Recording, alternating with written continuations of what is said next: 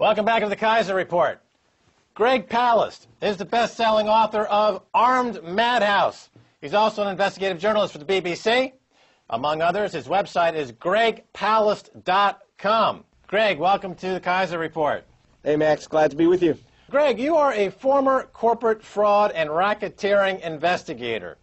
The question I have, is there a RICO case to be made against the Wall Street banks, regulators, politicians, rating agencies, fund managers, etc.? Isn't this an example of racketeering, and shouldn't we go after them using RICO?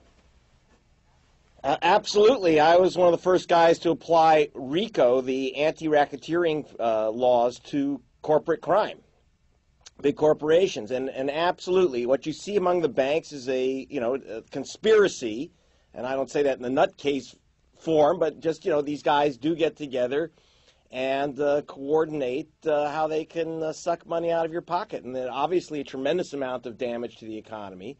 And yeah, it's perfect racketeering case. But who's going to bring it, Max? Okay, so in other words, they're going to bust themselves. Is the is the administration going to read its rights to itself, or how do we do that? Right. So it's not a conspiracy theory. This is actually a conspiracy, and the conspiracy involves participants like the rating agencies, Moody's and S&P. It involves the investment banks. It involves the fund managers who are trading on this information, and all of these component parts. I see very frustrating. I watch congressional testimony.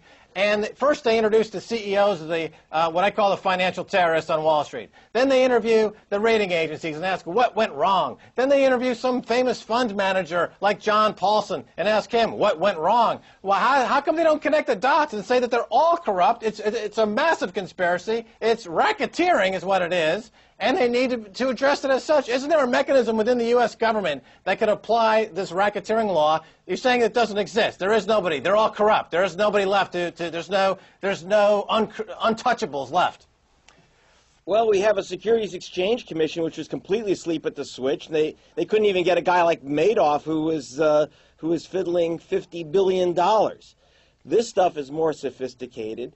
They looked at Anthony Mazzillo, who's the only guy that they seem to have tagged at all, who ran the countrywide subprime mortgage gangster operation, which became part of Bank of America. But, right. It was really a unit of Bank of America effectively. And so why is Bank of America off the hook? When you have a conspiracy, it's usually with someone. Why is the co-conspirator not in the dock there? Right. We also have the rating agencies, as you said, which were paid by the banks to basically whitewash their balance sheets. You're looking at a guy, I guess this might take me down a few pegs in your estimation, but, would you like to buy some of my Lehman bonds, Max? It was, by the way, it was AA+ rated. So yeah, I think I have a bone to pick with these guys, and it's not just, bad judgment. Wait a minute. You got sucked into this? You own some of these Lehman paper? Well, because I got to tell you that Citibank, unfortunately, where I had stupidly had my money instead of a community credit union, shame on me. They wouldn't let me trade in oil when oil was too high. I wanted to take it. I wanted to bid against oil, and they said, no, that's too dangerous. You need to put it in someplace safe. So they parked it for me temporarily in Lehman Brothers, and the rest is wallpaper. All right, let's move on. You've also reported extensively on vulture funds. These funds are now starting to target Western nations. We know they've been active outside of the West. We see that with Greece, for example. Can you explain to the audience what a vulture fund does, what it will mean to have economic carcasses torn apart by one of these funds in Greece, Iceland, and the rest of these countries, including the U.S.? Yeah, well, these are funds. These are operators who take advantage of economic chaos, mayhem. In fact, I just came back from Liberia, where I had done a report hunting down American vultures who had seized the debt of Liberia, some of it for nothing, some of it for 1 penny on the dollar, sued Liberia in the middle of a civil war when they had no government to respond, won tens of millions of dollars in default judgments, and now are basically sucking up the aid money meant for Liberia. Now, that's how they treat the third world. We're used to that.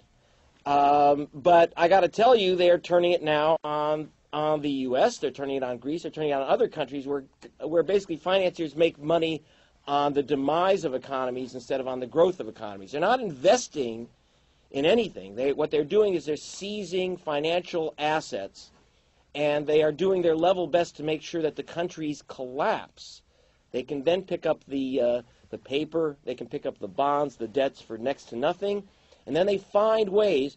We found ways through bribery, through intimidation, blackmail, and hiring Henry Kissinger, which wraps it all up, hiring Henry Kissinger to then use political muscle to get paid out of the poorest nation's accounts, or in some cases they'll seize aid money.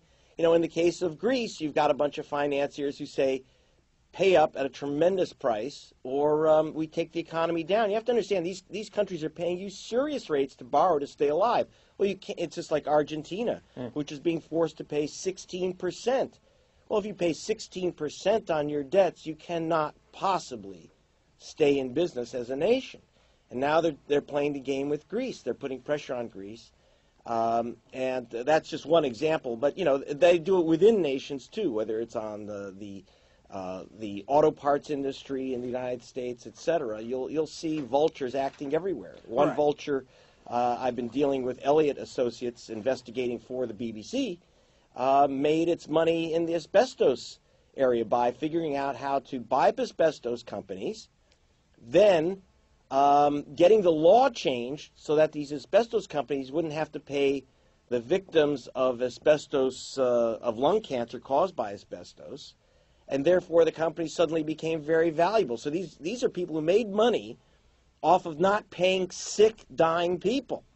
This is a vulture. The difference is that at least, but you know, the difference between a vulture with feathers, a bird, and these vultures is that vultures with feathers at least wait for things to die. These guys are killers. Right. So the key phrase there is they got the laws changed. Now, when I was working on Wall Street, many times what I was told from my management at the firms that I worked for is go ahead and break the laws because we can always change the laws. And this is the attitude that they had on Wall Street, is that if they broke the law, it wasn't that they were breaking the law, it's that the law needed to be changed. The law hadn't kept up with the brilliance down there at Goldman and J.P. Morgan. So they just go ahead and break the law, and then we'll use the money we're making by stealing all this money from Americans to buy congressmen, to buy politicians, to go change the law. So it's part of the no-lose situation. Well, in fact, I ran a story about why do you think they took down Elliott Spitzer? They've always known that he couldn't keep his zipper up. Why did they take him down when they did? The answer is they literally got him the day he was announcing that he was filing a lawsuit on behalf of every state attorney general in the United States against the subprime mortgage lenders, Countrywide, Bank of America, Citibank, the whole crew.